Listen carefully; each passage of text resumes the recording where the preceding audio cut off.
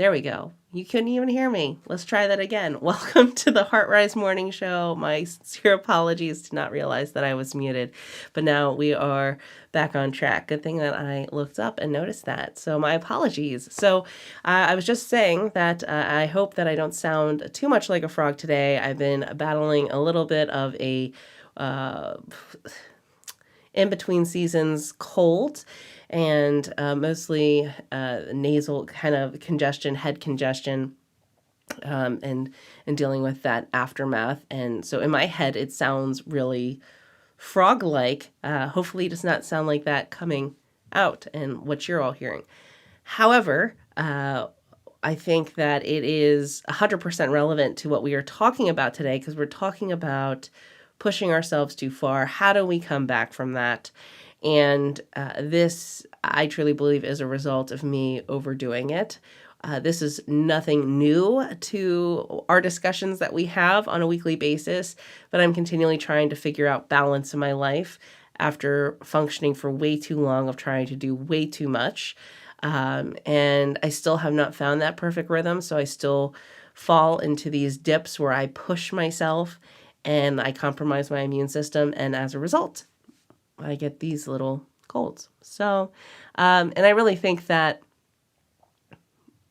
I always believe that our body wants what's best for us.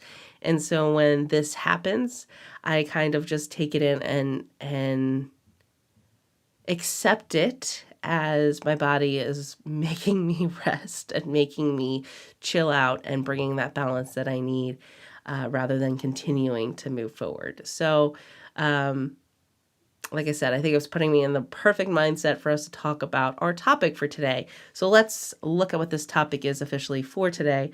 So today I wrote, it appears our survival brain took over in 2020 with HR holding on, convinced that 2021 had to be better. And I don't think that's just HR. I think that's everyone in the professional environment. I think leaders, everyone would just have this insane chant that 2021 has to be better. However, the obstacles we are currently navigating required a marathon mentality.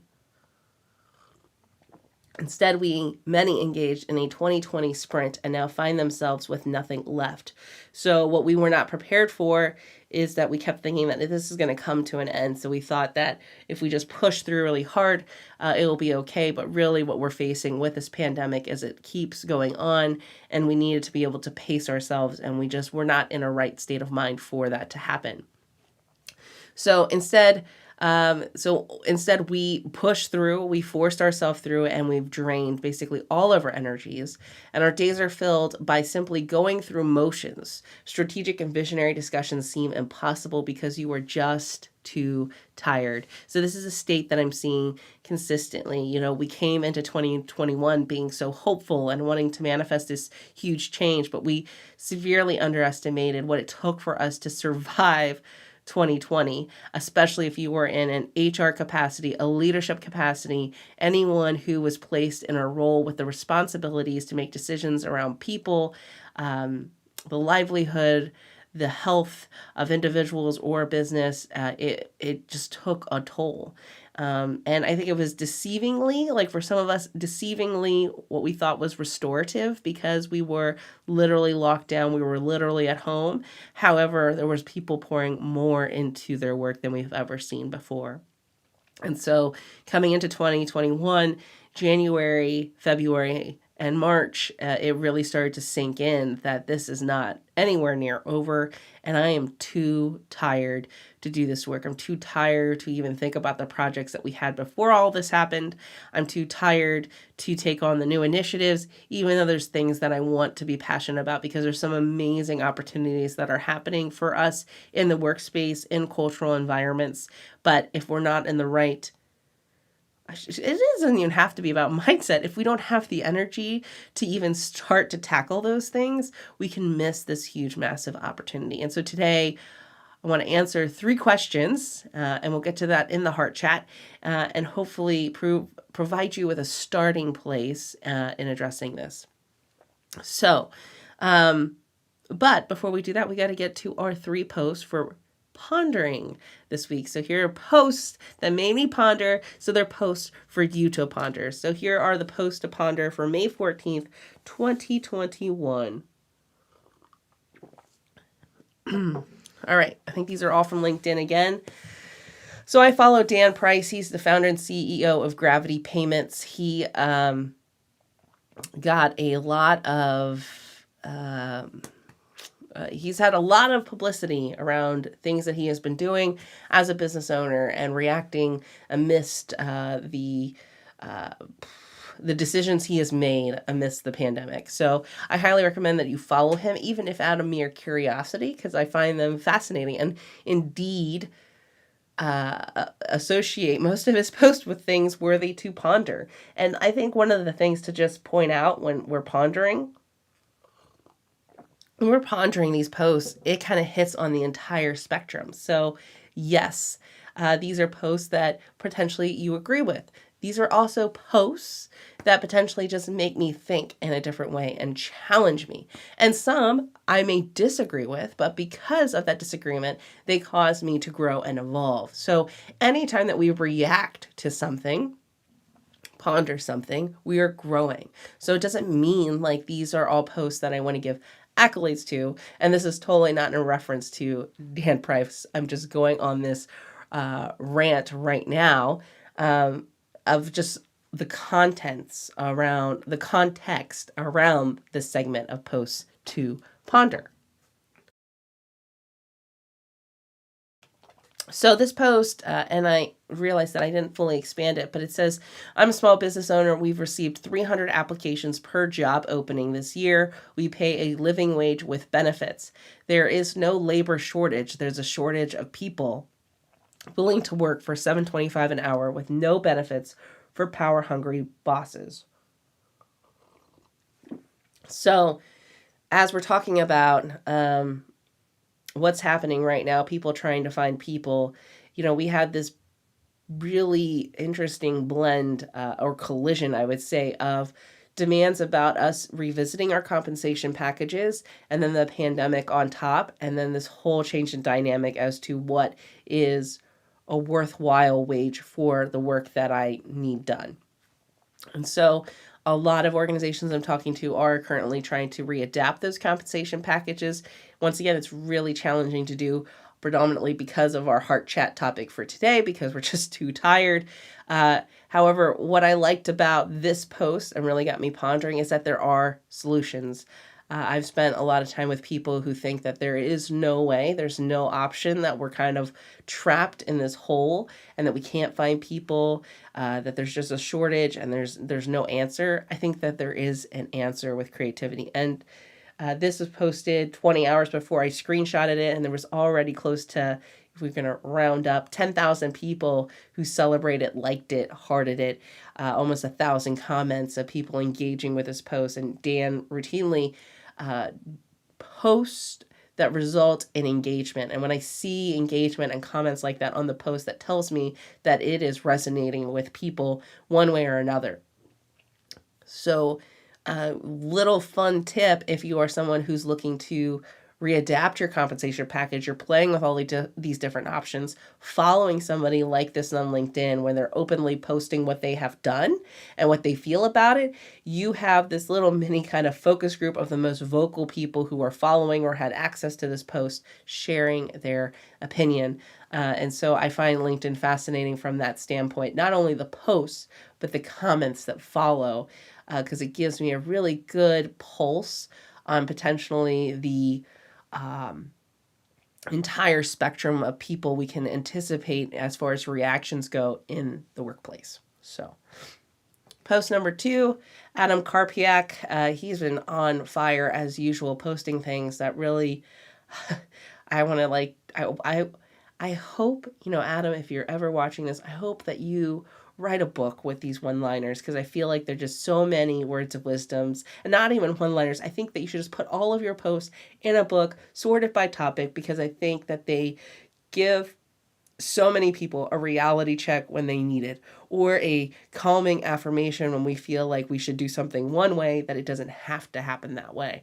So this post, tying in once again to this compensation kind of theme, Companies shouldn't require X years of experience if they aren't willing to pay for X years of experience. So that, to me, I mean, when I was thinking about it, there's a huge tie with job titles. So yes, you get to name positions all that you want or whatever that you want, but just keep in mind that whatever you name a job needs to make sense with the pay range. So there's a big difference between supervisor or specialist and a director or a VP and even a manager. So looking at that job title and what that infers for experience, and then also check yourself with the experience and if you're willing to pay for it. Whatever your budget is might dictate what you're able to get in that experience level. And if you can't get what you need, then that's why there's outside external third-party resources. That's why those businesses exist. They help to assist in that budget until you can afford to have what you need. When we're staffing, this is something that's near and dear to my heart. When we are creating positions and filling positions, it is a huge responsibility. Every time we add a team member, it changes the demographics and the dynamics of our overall team and our culture. And so it should not be taken lightly when we're adding or subtracting positions. It should be a very intentional decision. And if we're not ready to commit or we're not sure about that commitment, then we need to pause and use other resources that aren't this huge commitment, isn't true embed into the culture. And once again, we're seeing these trends of comments around compensation, so it's not going to go away. So if you're someone who's thinking that you don't have to address and modify your compensation package, I'm sorry to say, I think that is part of the large amount of things that have come out of 2020 that have really come to a head and are going to ask for us to react quickly and see change happening fairly rapidly, or we're going to feel the effects as an employer. And last but not least, Dwayne Cash. I do not follow him. This is a second connection. He's a director of talent acquisition at News and Sports at Warner Media. And he said, when I say that I need a mental day, it does not mean that I am having a mental health crisis. It does not mean that I am not equipped to do my job. It does not mean that I cannot handle the pressure. It does not mean that you should question my leadership abilities. It does not mean that I may have one foot out the door. It simply means that I need a day to relax, renew my energy, and reprioritize my needs without the distraction of 100+ emails, back-to-back video meetings, and putting out fires.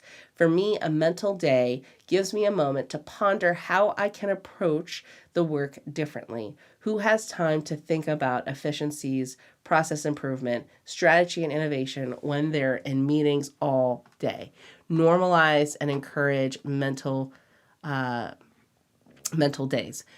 This, once again, another trend that I think we're going to be seeing, the stigma around mental health. I think we have a huge responsibility to begin shifting that because of the mental health component that is resulting from the pandemic and the transitioning in the workplace. It's just hitting on so many levels coming to the surface, between compensation, between diversity, equity, and inclusion, between mental health. These are three huge buckets that are coming into play. I also love the fact that he redefined mental health days because I think I found myself while navigating this cold having to take those and probably suffering now because I did not take those earlier on. I always, Albert Einstein, what's the definition of insanity? Doing the same thing over and over again and expecting different results. Sometimes I feel like I'm trapped in that loop. Every time I get sick, I'm like, oh, I did it again, and I'm not going to do it next time, and then I end up in the same place again. So, food for thought.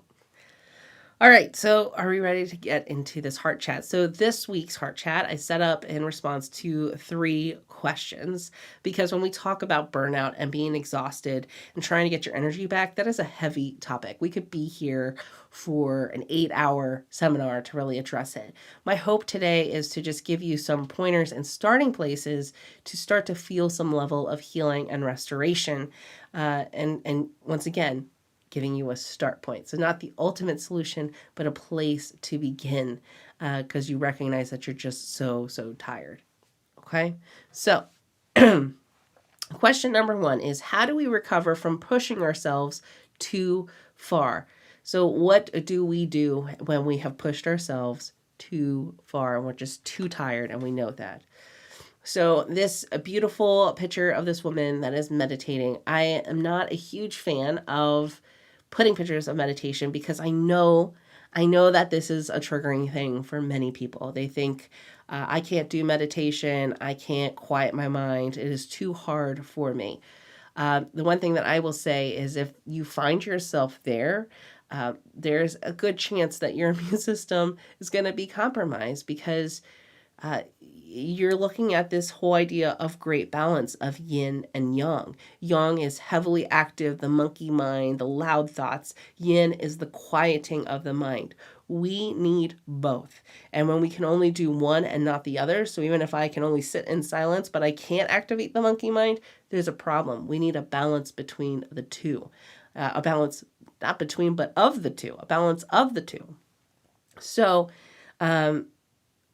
the number one thing you can do when you know that you've pushed yourself too far and you probably don't have the effort to do much else is sit and listen. Go within. And that's really all it is. So I know that there's all kinds of meditation apps. There's things like that. And I don't even want to call it meditation. I just want to invite you to check in internally. And we're going to do that at the end with our moment of connection. So you'll get a chance with me facilitating that to help you do that.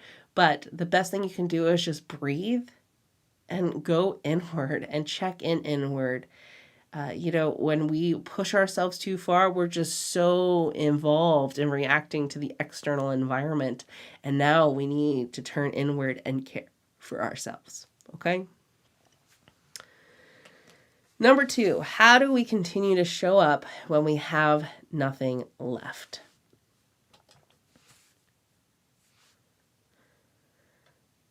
Oops, that was the wrong one.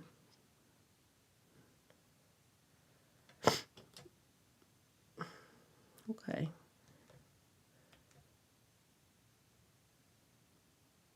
Okay, they're all mixed up. I'm sorry. The next question I wanted to talk about was, how do we return to the practitioner we once wore?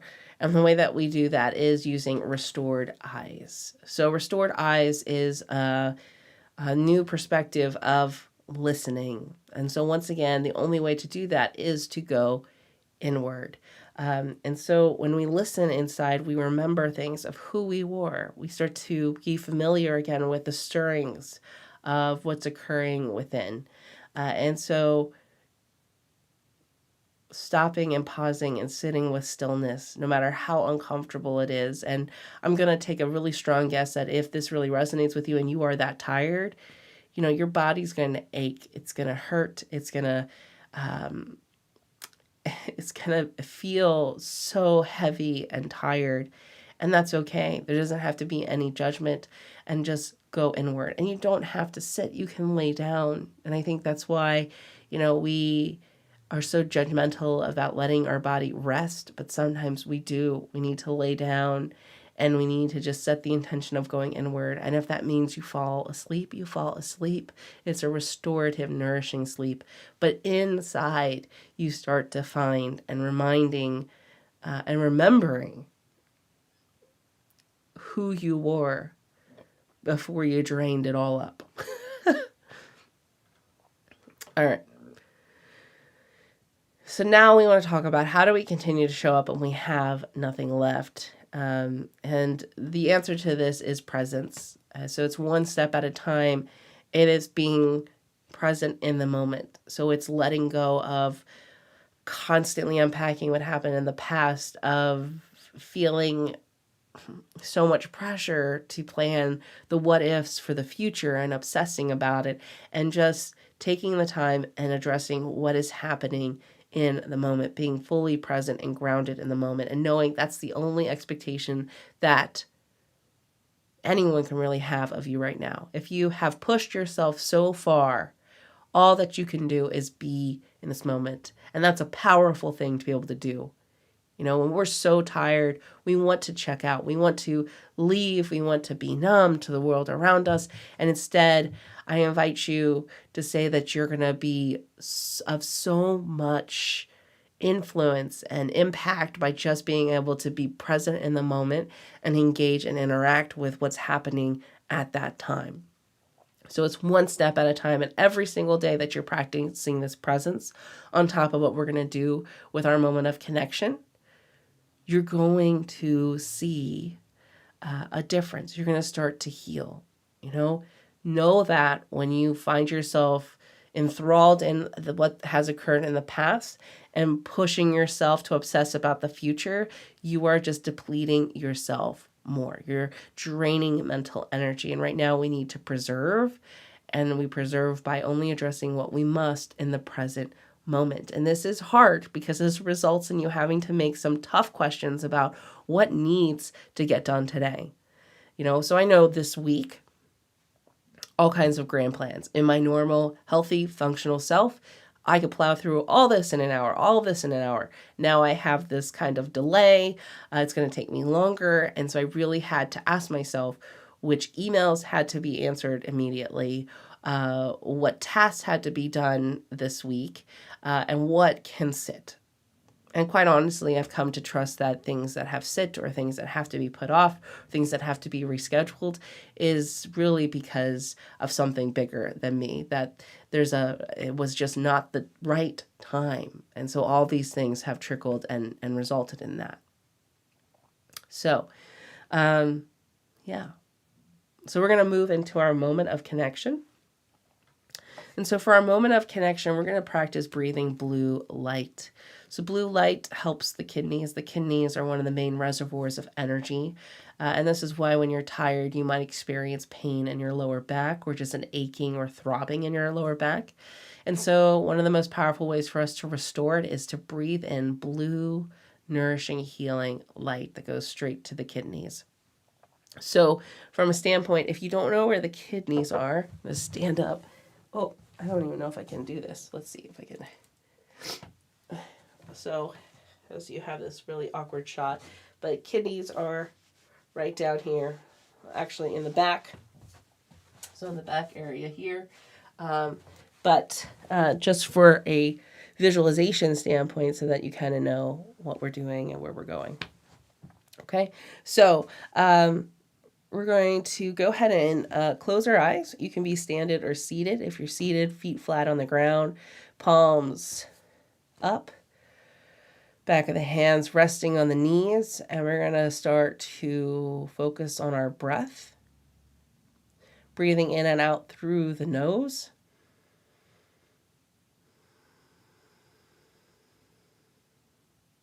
Every inhale is going to fill the belly. Exhale is going to empty the belly out.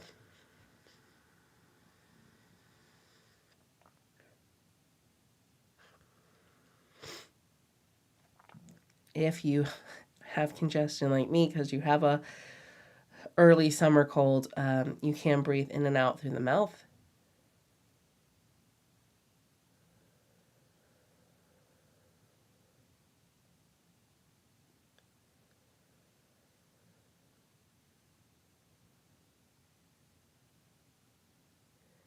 Now we're going to begin incorporating the blue light. So I want you on the next inhale, imagine that a blue healing light is coming in through the breath, traveling down the body and filling each of the 2 kidneys.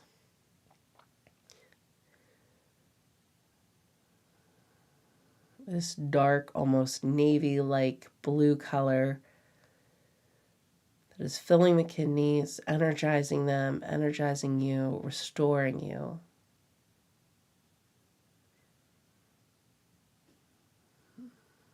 With each breath, you feel them fill up, becoming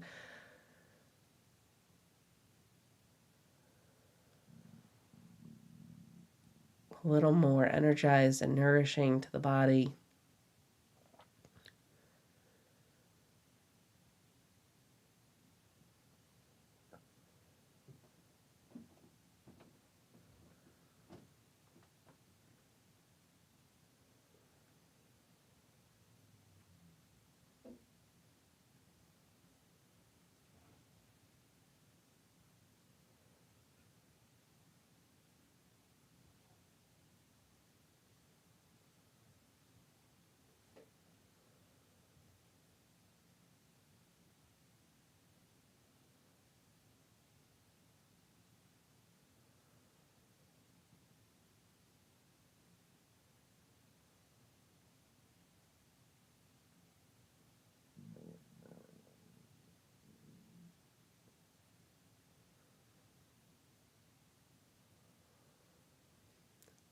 Let's do one more breath, bringing in that blue healing light to the kidneys.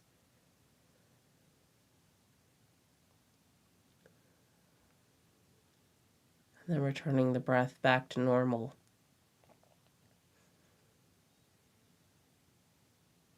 Beginning to center yourself and bring your awareness back to the space that you're in. Gently waking up the body.